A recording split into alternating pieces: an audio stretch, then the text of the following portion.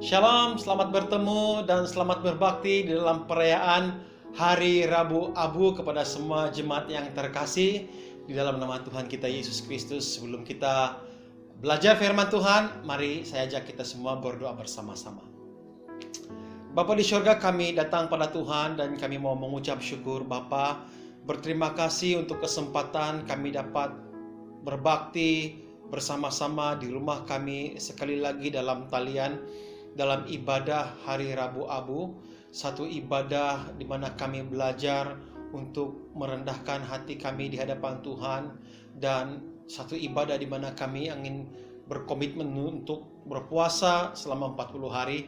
Dan hamba-Mu berdoa Tuhan, sebelum firman Tuhan disampaikan, mari Engkau urapi hamba-Mu dan pakai hamba-Mu supaya setiap kami yang mendengar, kami akan dikuatkan dan mengerti kebenaran akan firman Tuhan. Terpujilah Engkau Bapa, singkapkan rahasia kebenaran firman Tuhan, sebagai mendengar kami juga diberkati. Dalam nama Yesus kami berdoa dan mengucap syukur. Amin. Saudara yang saya kasihi, perayaan Hari Rabu Abu itu sering dikaitkan dengan abu. Nah, persoalannya saudara, kenapa abu? Apakah kita boleh menggunakan benda-benda lain selain daripada abu?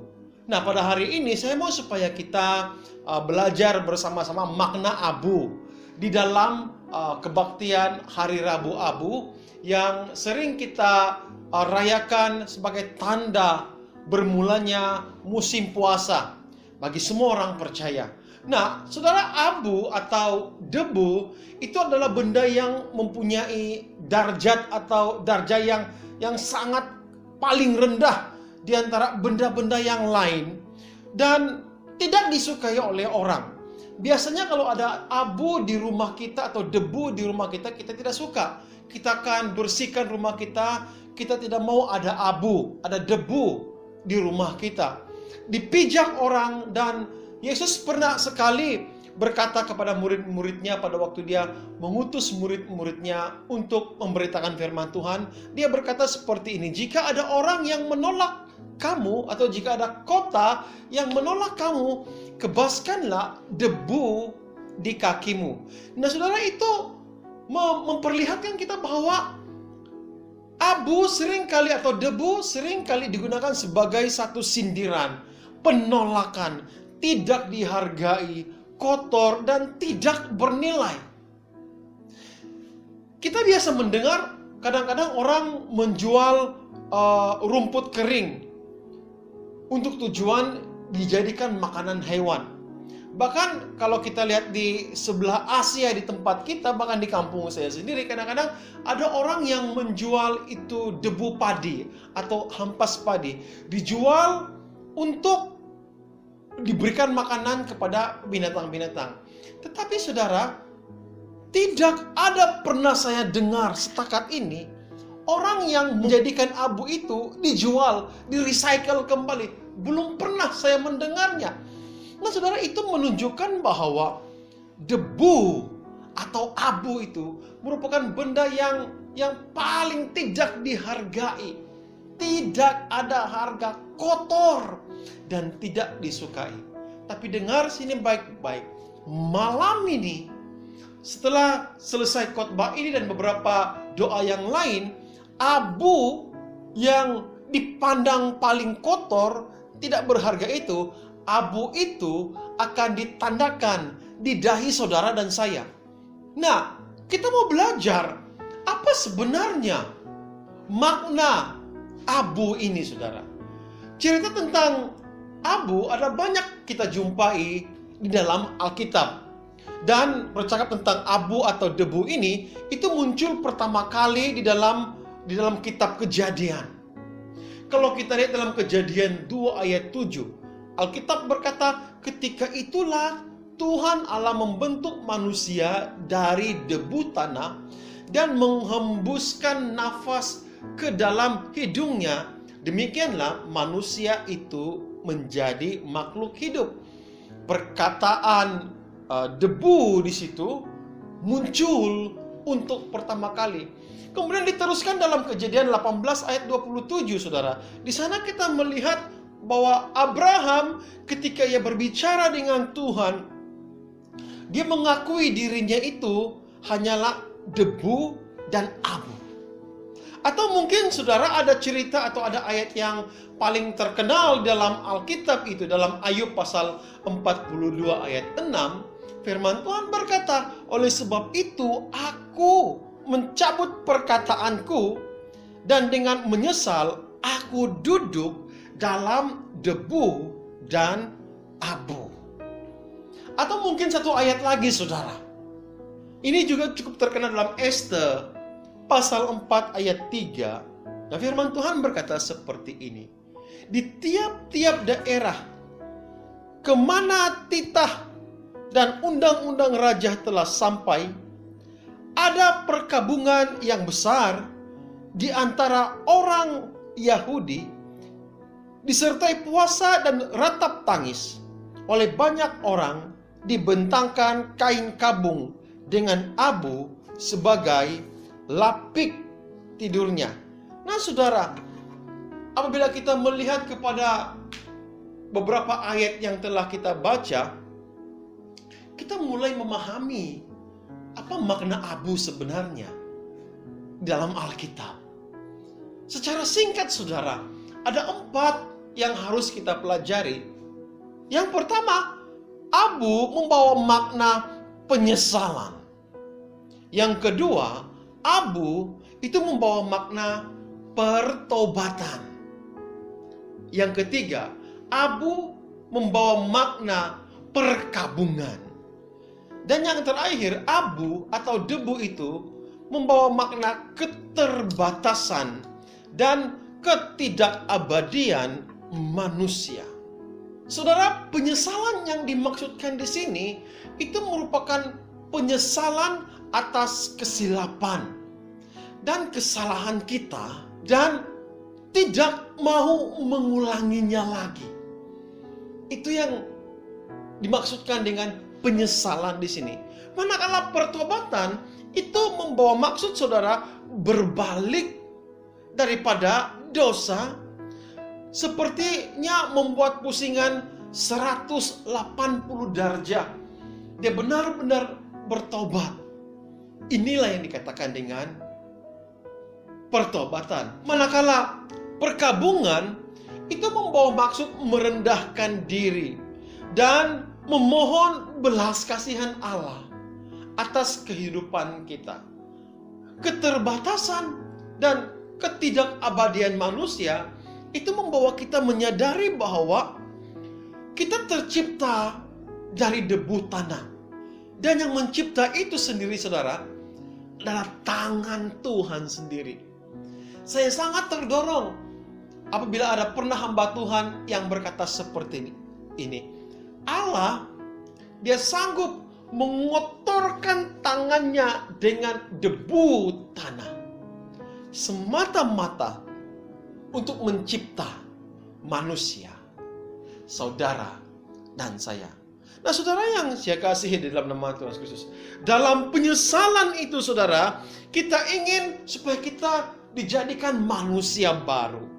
Di dalam pertobatan kita ingin terus mengalami cinta dan kasih pengampunan yang datang daripada Tuhan. Manakala dalam perkabungan saudara, kita ingin agar kehidupan kita diperbaharui, hubungan kita itu diperbaharui dari masa ke semasa, sehingga hubungan kita bersama-sama dengan Tuhan itu sentiasa dieratkan lagi. Makanya saudara, ini saya mau supaya kita belajar.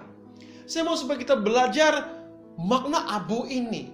Apabila abu itu diletakkan di dahi kita, itu membawa kita harus mengalami penyesalan akan dosa kita yang masa lalu. Dan kita minta pertobatan, kita bertobat kepada Tuhan dan berkabung sebagai tanda penyesalan kita. Dan satu hal yang harus kita ingat bahwa melalui abu itu mengingatkan kita bahwa kita ini cukup terbatas. Karena kita ini dicipta daripada debu. Dan kita akan kembali kepada debu.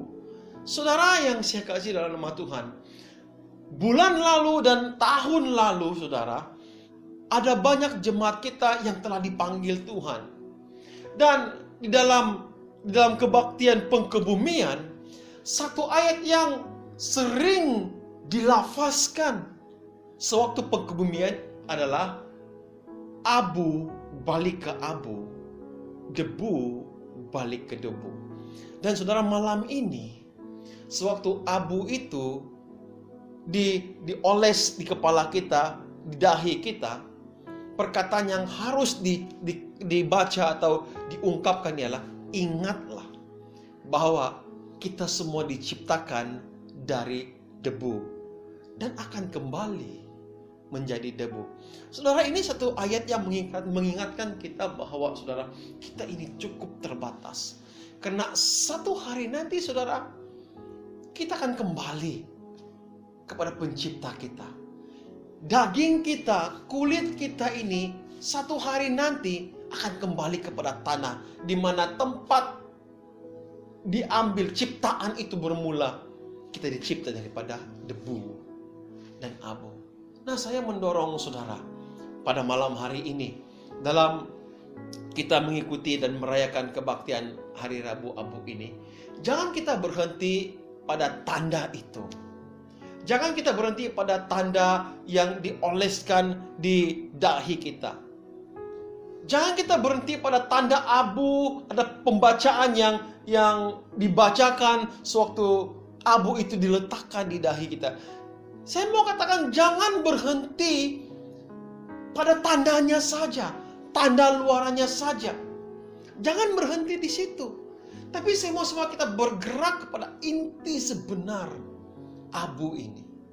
Abu ini, saudara, itu kotor dan tidak ada nilainya. Dan itu melambangkan penyesalan, pertobatan, perkabungan, dan ketidakabadian kita sebagai manusia. Dan pada malam hari ini juga merupakan malam di mana kita memulakan puasa selama 40 hari. Bermula hari ini dan sampai kepada hari Paskah. Makanya saudara, saya mendorong bermula pada malam hari ini supaya kita mempersiapkan hati kita untuk memasuki satu musim di mana kita benar-benar meluangkan waktu bersama dengan Tuhan, meluangkan waktu untuk memulihkan hubungan kita dengan Tuhan di musim puasa. Dan itu bermula pada malam hari ini. Saya mendorong semua jemaat Tuhan, mari kita bergerak, mari kita bergerak kepada makna sebenar abu ini, yang sekali lagi saya katakan bahwa membawa makna penyesalan kita akan dosa kita, akan kesalahan kita, namun juga membawa makna kepada pertobatan kita sungguh-sungguh di hadapan Tuhan, dan perkabungan kita sebagai tanda kita benar-benar merendahkan diri di hadapan Tuhan, dan mengingatkan kita bahwa kita ini terbatas dan ketidakabadian kita sebagai manusia. Karena satu hari nanti kulit dan tubuh kita ini akan kembali ke tanah juga. Mari kita berdoa bersama-sama. Bapa di surga, kami bersyukur untuk firman-Mu yang singkat, yang mengajar kami makna atau arti debu atau abu yang sebenarnya. Tuhan, kami ini tercipta daripada debu dan abu. Dan satu hari nanti kulit dan daging kami itu juga akan kembali ke tanah. Dan itu mengingatkan kami bahwa saudara kami ini cukup terbatas di hadapan Tuhan, dan tidak memiliki ketidakabadian dalam kehidupan kami. Karena yang abadi itu hanya Engkau, dan satu hari nanti kami yakin roh kami juga akan bersama-sama dengan Engkau, dan kami memiliki tubuh yang baru di surga. Tuhan, di musim puasa ini, saya mau berdoa Tuhan supaya setiap kami jemaat Tuhan ini mengambil kesempatan ini turut terlibat di musim puasa bermula malam ini, sehingga kami menyambut perayaan Paskah. Terima kasih Tuhan untuk firman-Mu yang kami pelajari pada malam hari ini, yang mengajar kami makna dan arti debu yang sebenarnya. Meteraikanlah firman Tuhan dalam hati kami Bapa.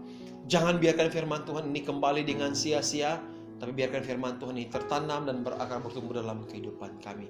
Terpujilah Engkau Tuhan Yesus Kristus. Hanya di dalam nama Tuhan Yesus kami berdoa dan mengucap syukur. Amin. Terima kasih kepada semua jemaat Tuhan. Selamat menyambut Hari Rabu Abu. Tuhan memberkati kita.